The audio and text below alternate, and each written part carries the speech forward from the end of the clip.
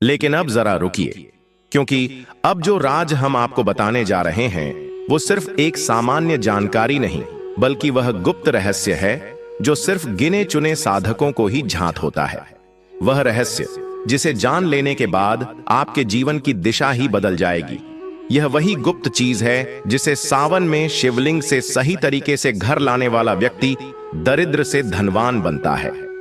कर्ज में डूबा हुआ व्यक्ति उन्नति की ऊंचाई पर पहुंचता है और संतान, नौकरी, शादी जैसे बड़े से बड़े संकट भी बिना किसी बाधा के हल हो जाते हैं। कई लोग तो इसे आजमा चुके हैं और उनकी जिंदगी चमत्कारिक ढंग से बदल चुकी है। अब ये मौका आपके पास है।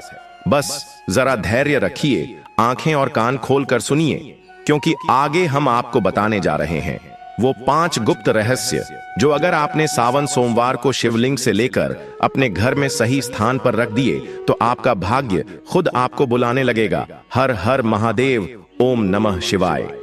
मित्रों, सावन के महीने में शिवलिंग से यह गुप्त चीज ले आना, अपने घर आपकी सभी मनोकामनाएं पूरी होंगी। इतना पैसा आएगा कि गिनते गिनते थक जाओगे। भगवान भोलेनाथ जी के आशीर्वाद से अपने जीवन में बहुत उन्नति करोगे। दोस्तों, हिंदू धर्म में सावन के महीने का बहुत अधिक महत्व होता है। सावन का महीना हिंदू पंचांग का 5वां महीना होता है। यह महीना भगवान शिव को समर्पित होता है। इस महीने में शिव भक्त भगवान शिव की विधि विधान से पूजा अर्चना करते हैं और सावन के महीने के सोमवार का महत्व और भी अधिक होता है। इस माह में शिव की पूजा अर्चना करने से सभी मनोकामनाएं पूरी हो जाती हैं। धार्मिक मान्यताओं के अनुसार सावन के महीने में भगवान शिव और माता पार्वती की विधि विधान से पूजा करने भक्त की मनोकामना पूरी होती है। इसके साथ ही सावन के सोमवार व्रत रखने से भोलेनाथ की विशेष कृपा प्राप्त होती है। दोस्तों, इस बार 11 जुलाई से सावन की शुरुआत होगी और 9 अगस्त को समाप्त होगा। इस सावन में 4 सोमवारी व्रत होगा। पहला सोमवारी व्रत 14 जुलाई को है, दूसरा 21, तीसरा 28 जुलाई और चौथा सोमवारी 14 जुलाई को है। व्रत 4 अगस्त को है। कहा जाता है इस सावन के महीने में किसी भी व्यक्ति ने भगवान भोलेनाथ की थोड़ी सी भी पूजा साधना क्रिया कर ली तो उस व्यक्ति के जीवन की सभी मनोकामनाएं पूर्ण हो जाती हैं। उस व्यक्ति के जीवन के हर कष्ट खत्म हो जाते हैं और उस व्यक्ति के जीवन में धन आना शुरू हो जाता है। भक्तों, वीडियो आगे शुरू करें उससे पहले भगवान भोलेनाथ के सच्चे भक्त प्राचीन ज्ञान चैनल की इस वीडियो को लाइक अवश्य कर दें और कमेंट बॉक्स में हर हर महादेव सच्ची श्रद्धा से लिख दें, जिससे कि भगवान भोलेनाथ जी का आशीर्वाद आपको सीधे प्राप्त हो सके। दोस्तों, आज की इस वीडियो में हम आपको बताएंगे कि सावन के दिनों में आपको भगवान भोलेनाथ के मंदिर जाकर के क्या क्या भगवान भोलेनाथ को अर्पित करना और वहां से वापस क्या लेकर के आना है, ताकि आपके घर की गरीबी, दरिद्रता, परेशानी, कष्ट, दिक्कतें हमेशा के लिए खत्म हो जाए। दूसरी तरफ आपके घर पर सुख, समृद्धि, यश, वैभव, ऐश्वर्य की आपको प्राप्ति हो। ध्यान रखिएगा दोस्तों, सावन का माह का इंतजार हर व्यक्ति इसीलिए करता है ताकि उसको भगवान भोलेनाथ का आशीर्वाद मिल सके। कहा गया है कि देवों के देव भगवान भोलेनाथ अगर किसी भी व्यक्ति को आशीर्वाद दे दें तो उस व्यक्ति का साक्षात काल भी आकर कुछ नहीं बिगाड़ पाता है। इसीलिए आज की इस वीडियो में हम आपको बताएंगे कि कैसे आप सावन के दिन, जो बहुत ही पावन दिन है, इस दिन भगवान भोलेनाथ को प्रसन्न कर सकते हैं। कैसे आपको भगवान भोलेनाथ का आशीर्वाद प्राप्त हो सकता है और कैसे सावन के दिनों में शिवलिंग की आपको पूजा करनी है, वह भी खास उपाय करते हुए कैसे आपको शिवलिंग पर क्या क्या चढ़ाना है और क्या क्या वहां से लेकर अपने घर पर वापस लेकर आना है, ताकि आपके घर पर अन्न और धन का भंडार कभी भी कम न हो। देखिए दोस्तों, आपके जीवन में कितनी ही बड़ी परेशानी हो, कितनी ही बड़ी दिक्कत क्यों ना हो, मान लीजिए आपके जीवन में धन की समस्या है, मान लीजिए आप नौकरी की प्राप्ति के लिए बहुत ही ज्यादा परेशान हो चुके हैं, आपके शत्रुओं ने आपको घेर लिया है, संतान की प्राप्ति आपको हो नहीं पा रही है, तो एक बात का ध्यान रखिएगा दोस्तों, सावन का पावन दिन एक ऐसे दिन होते हैं जिस दिन कोई भी व्यक्ति अगर थोड़े से उपाय कर लेता है, भगवान भोलेनाथ की साक्षात पूजा कर लेता है, तो उस व्यक्ति की कितनी ही बड़ी मनोकामना हो, कितनी ही बड़ा कष्ट हो, वह खत्म हो जाता है और उसकी मनोकामना पूर्ण हो जाती है। दोस्तों, मान लीजिए आपके ऊपर कोई दोष लगा हुआ है, जैसे वास्तु दोष, शनि दोष, प्राकृति दोष या कोई भी दोष लगा हुआ है, तो आपको सावन सोमवार के दिन थोड़ी सी पूजा करनी है और आपका दोष खत्म हो जाएगा। आपके जीवन से सभी परेशानियां चली जाएंगी और आपके जीवन में जो धन आना बंद हो गया था, उसका आगमन वापस शुरू हो जाएगा। मान के चलिए आपके जीवन में कभी भी कोई परेशानी नहीं रहेगी। बस दोस्तों, आज की इस वीडियो को लास्ट तक देख लीजिए और मान के चलिए भगवान भोलेनाथ के आशीर्वाद से आपकी सभी मनोकामनाएं भी पूरी होगी और आपके जीवन की सभी परेशानियां भी चली जाएंगी। देखिए, एक बात कही गई है कि जब भी हम भगवान भोलेनाथ की पूजा करते हैं, हमें धैर्य रखना चाहिए, विश्वास रखना चाहिए और श्रद्धा के साथ भगवान भोलेनाथ की पूजा करनी चाहिए, क्योंकि भगवान भोलेनाथ बहुत ही भोले हैं। वह किसी भी व्यक्ति की थोड़ी सी ही पूजा से, साधना से तुरंत ही प्रसन्न हो जाते हैं। इसलिए दोस्तों, सावन सोमवार के दिन कुछ ऐसी चीजें हैं जो आपको अवश्य पता होनी चाहिए, क्योंकि सावन सोमवार के दिन अगर आप भगवान भोलेनाथ के सामने पूजा करने जा रहे हैं, तो मान के चलिए दोस्तों, आपने अगर कोई गलती कर दी तो भगवान भोलेनाथ आपसे क्रोधित हो जाएंगे, और आपने सही तरीके से पूजा की होगी तो साक्षात आपको भगवान भोलेनाथ उसी दिन आशीर्वाद दे देंगे और उस दिन के बाद आपके जीवन में कभी कोई परेशानी नहीं आएगी। आपको हमें एक एक चीज बताने जा रहे हैं, इसलिए इस वीडियो को लास्ट तक देखिएगा। सबसे पहले आपको भगवान भोलेनाथ के मंदिर जाना होगा। यह जितने भी उपाय आपको बताए जाएंगे, यह मंदिर के उपाय होंगे।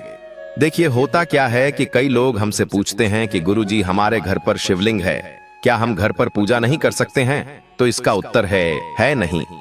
भक्तों, आपको मंदिर जाना पड़ेगा, क्योंकि मंदिर का जो शिवलिंग होता है और जो घर का शिवलिंग होता है, इसमें बहुत ज्यादा फर्क होता है।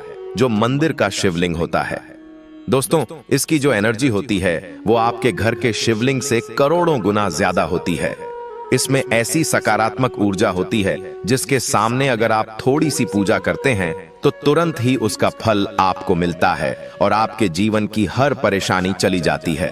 तो आपको जितने भी आज उपाय बताए जा रहे हैं, आपके जीवन की परेशानी को खत्म करने के लिए, आपकी मनोकामना पूर्ति के लिए, उस उपाय के लिए तो आपको मंदिर जाना पड़ेगा। और सावन सोमवार का पर्व पड़ रहा है, वह आज दिन सोमवार को पड़ रहा है। तो यह दिन ऐसा है, इस दिन अगर आप मंदिर जाकर के भगवान भोलेनाथ की पूजा आराधना कर रहे हैं, तो मान के चलिए दोस्तों, आपके जीवन में कभी कष्ट आ ही नहीं सकता। पूरे साल आपके घर पर अन्न धन का भंडार बना रहेगा। तो आपको क्या क्या ले जाना है वह कहीं पर लिख लीजिए, क्योंकि दोस्तों, अगर आपने एक भी गलती कर दी तो आपकी पूजा संपन्न मानी नहीं जाएगी। दोस्तों, सबसे पहली चीज जो भगवान भोलेनाथ के लिए आपको जल ले जाना है सावन सोमवार के दिन। कई लोग हमसे यह कहते हैं कि गुरुजी, जल जो है वह तो शिवालय में भी मिल जाता है, शिव मंदिर में मिल जाता है। तो नहीं दोस्तों, वहां का जल आप तभी चढ़ाई यह जब कोई दिक्कत हो, वरना घर से ही जल ले जाना चाहिए। आखिर घर से जल क्यों ले जाया जाता है, इसकी भी बात सुन लीजिए। घर से इसीलिए आपको जल ले जाना है ताकि आपके घर का जो जल ले जा रहे हैं भगवान भोलेनाथ पर चढ़ाने के लिए, उसी जल के द्वारा आप भगवान से जुड़ जाएंगे। उस जल के द्वारा आप भगवान को अपनी सभी दिक्कतें बता देंगे और उस जल को जैसे ही भगवान भोलेनाथ पर आप चढ़ाएंगे, अपनी समस्याओं को बताते हुए वह समस्या आपकी खत्म हो जाएंगी। इसलिए घर से जल ले जाएगा। आप सबसे जरूरी चीज जो जल ले जा रहे हैं, उसमें 2-4 बूंद गंगा जल जरूर डाल दीजिएगा, क्योंकि गंगा जल डाले बिना आपकी पूजा संपन्न नहीं मानी जाएगी। महाशिवरात्रि के दिन तो आपको जल ले जाना है, उसमें गंगा जल डालकर के दूसरा आपको 3 पत्ते वाला बेलपत्र ले जाना है। दोस्तों, बेलपत्र बहुत ही शुभ होता है। आपने अगर मान लीजिए एक तरफ 1000 कन्याओं को खाना खिलाया है, दूसरी तरफ भगवान भोलेनाथ को बेलपत्र चढ़ाया है, तो ये दोनों बराबर माने जाते हैं, इसलिए बेलपत्र जरूर ले जाएगा। तीसरा, आपको सफेद पुष्प ले जाना है। सफेद पुष्प भगवान भोलेनाथ को चढ़ाए जाते हैं, इसीलिए सफेद पुष्प पर भगवान भोलेनाथ के लिए आपको ले जाना है सावन सोमवार के दिन, ताकि भगवान भोलेनाथ का आशीर्वाद आपको मिल जाए, जिसके बाद आपके जीवन के हर परेशानी खत्म हो जाए। दोस्तों, सफेद चंदन ले जाना अनिवार्य होता है सावन सोमवार के दिन। और ध्यान रखिएगा दोस्तों कि भगवान भोलेनाथ को अगर आप दूध अर्पित करने जा रहे हैं तो एकदम कच्चा दूध होना चाहिए, पका हुआ दूध नहीं होना चाहिए, कच्चा दूध होना चाहिए। अब आपको और क्या क्या ले जाना है देखिए। अगर आप चाहते हैं कि आपकी हर मनोकामना पूरी हो तो एक डिब्बा लीजिए, उसमें काली मिर्च भरकर ले जाइए। देखिए, बहुत ध्यान से सुनिए, जितनी आपको बातें बता रहे हैं, एक डिब्बे में काली मिर्च भर के एक लाल कपड़ा लीजिए, उसमें लौन कपूर, इसको मौली धागे से बांध करके आपको अपनी जेब में रख करके ले जाना है। सिर्फ इतनी चीज आपको ले जानी है आज के दिन को। अब आपको पूजा कैसे करनी है, चलिए आपको बताते हैं। बहुत ध्यान से लास्ट तक देखिएगा, और जितनी भी चीज आपको बताई जा रही है, इन चीजों को आपको ले जाना है और शिवालय से वापस लेकर आना है अपने घर पर, ताकि आपको धन की प्राप्ति हो सके, आपकी कोई भी मनोकामना हो वह पूर्ण हो जाए। भक्तों, आप पहले जाएंगे मंदिर। सबसे पहले आपको इस बात का ध्यान रखना है, मंदिर जाने से पहले ही काले या नीले कपड़े का धारण करके मंदिर न जाएं, वरना भगवान भोलेनाथ का आपको क्रोधित रूप देखना पड़ सकता है। सबसे पहले आपको यह करना है कि पतली धार बनाते हुए जल भगवान भोलेनाथ को अर्पित कर देना। बहुत ध्यान से सुनिएगा भक्तों, पतली धार बनाते हुए भगवान भोलेनाथ को जल आपको अर्पित कर देना है। अब आपको यह करना है दोस्तों कि भगवान भोलेनाथ को चंदन लगाना है। चंदन लगाने के बाद भगवान भोलेनाथ पर 3 पत्ते वाला बेलपत्र रखना है। 3 पत्ते वाला बेलपत्र रखने के बाद आपको भगवान भोलेनाथ पर सफेद पुष्प अर्पित कर देना है। सिर्फ इतना आपको करना है। दूध अगर आप चढ़ाना चाहते हैं तो दूध भी आप चढ़ा सकते हैं, इतना बस आपको करना है। इतना करने के बाद आपको वहां पर खड़े होकर 108 बार, बहुत ध्यान से सुनिएगा, 108 बार आपको ओम नमः शिवाय का जाप करना है। या तो आप 108 बार कर लीजिए या 1008 बार कर लीजिए। ये 3 ऐसी चीज है जो आपको करनी है, इतना करना है। अब आपको क्या करना है, एक डिब्बा तो काली मिर्च का आप ले गए हैं, उस काली मिर्च के डिब्बे को आपको शिवालय के जो गिरता हुआ शिव धारा है, जो शिवलिंग से वहां पर पानी गिर रहा है, उसी शिव हरि के पानी से आपको छू आना है और अपनी जेब में वापस रख लेना है। यह जो लाल पोटली आप ले गए हैं बंद करके लौन की, इसको भी छुआना है, वापस रख लेना है।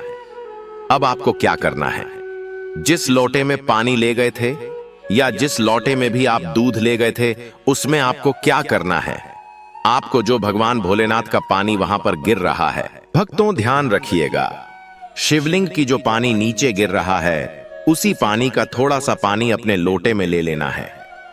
ध्यान रखिएगा, जो आपने लोटे में पानी भरकर ले गए हैं वह पानी वापस बचाना नहीं है, वह तो पूरा आपको भगवान भोलेनाथ को अर्पित कर देना। जो शिवलिंग से पानी गिर रहा है, उस पानी को आपको अपने लोटे में वापस ले लेना है।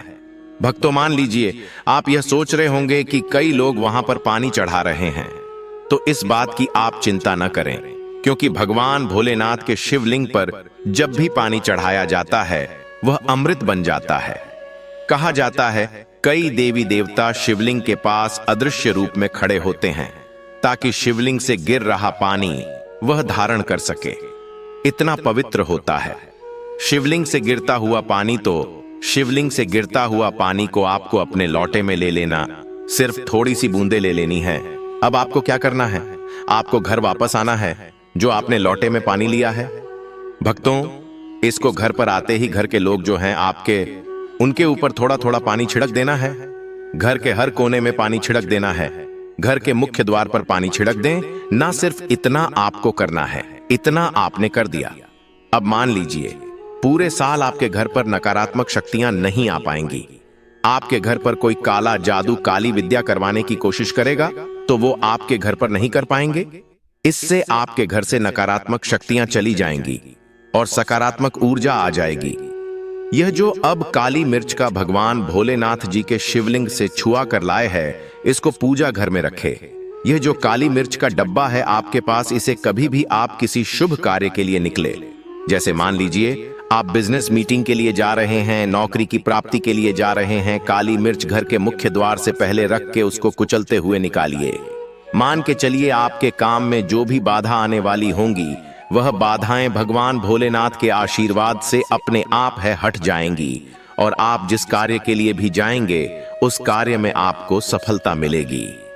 दोस्तों, भगवान भोलेनाथ का यहां पर आपको साक्षात आशीर्वाद मिलेगा सावन सोमवार के दिन, और आपके जीवन से हर परेशानी चली जाएगी। सावन सोमवार की रात आप अपनी सभी प्रकार के बुरी अनिष्ट शक्तियों से छुटकारा पा सकते हैं। जो लोग भोलेनाथ माता पार्वती की पूजा करना चाहते हैं, वो इस दिन अपने घर पर पारद का शिवलिंग रख लीजिए। अभिमंत्रित होना चाहिए। जो भी शिवलिंग आप रखें, अच्छे से उनको मंत्रों द्वारा भी अभिमंत्रित करके रखें। स्फटिक हो, नर्मदेश्वर शिवलिंग हो, कोई भी रखिए, अच्छे से उनको भोलेनाथ को अपने घर पर ही पूजन कीजिए।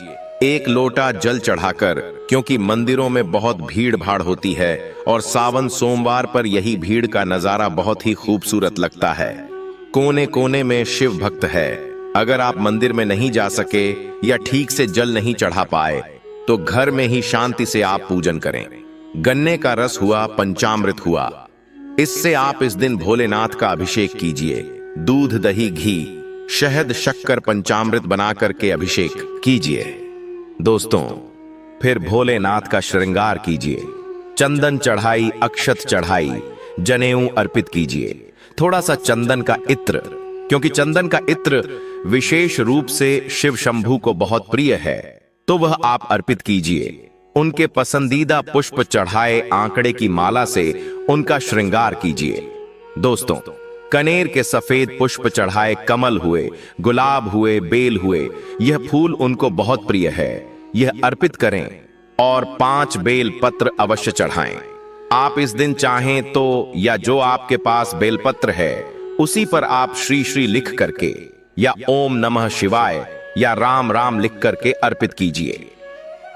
जो चिकना भाग होता है उस पर लिखिए और यह सीधा शिवलिंग पर अर्पित हो, इस प्रकार से आपको बेलपत्र चढ़ाने चाहिए। दोस्तों, आप विशेष कर इस बात का ध्यान रखें कि कटे फटे बेलपत्र न हो। जो व्यक्ति अधूरी चीज भगवान को अर्पित करता है तो उसे भी कटे फटे पत्तों की तरह ही कटा फटा फल ही प्राप्त होता है। इसीलिए कभी भी अपूर्ण सामग्री अर्पित ना करें। दोस्तों, कहते हैं कि जब भोलेनाथ ने गले में विष धारण किया था तो आदि शक्ति मां के कहने पर देवताओं ने भगवान शिव के सिर पर भांग, धतूरा, बेलपत्र आदि रखा और निरंतर जल अभिषेक किया था, जिसकी वजह से उनके मस्तिष्क का ताप कम हुआ था और उस समय से ही भोलेनाथ को भांग धतूरा चढ़ाया जाता है। और यह बात भोलेनाथ के भक्तों में बहुत कम लोगों को ही पता है कि इसी कारण शिवलिंग पर भांग धतूरा चढ़ाया जाता है। दोस्तों, अगर आपके घर में शिवलिंग है तो आज के दिन आप चाहे तो शिव जी का त्रिशूल हुआ, डमरू हुआ, ये भी आप उनको अर्पित कर सकते हैं। शिव के डमरू की दमदम की ध्वनि मंगल गुरु से संबंधित होती है, क्योंकि चंद्रमा उनके मस्तक पर विराजमान होकर अपनी क्रांति से अनंत आकाश में जटाधारी महामृत्युंजय को प्रसन्न करता है। और बुध आदि ग्रह है, इसमें संभाव से सहायक होते हैं, तो यह आज के दिन डमरू अर्पित करें। भोले बाबा का डमरू आप धारण भी कर सकते हैं। अभिमंत्रित करके आप अपने शरीर पर छोटा सा चांदी का डमरू धारण करें। भक्तों, अगर आपको यह प्राचीन ज्ञान चैनल के माध्यम से प्राचीन जानकारी अच्छी लगी हो तो वीडियो को लाइक कर दीजिए और कमेंट बॉक्स में सबसे दिल से हर हर महादेव लिख दीजिए। धन्यवाद।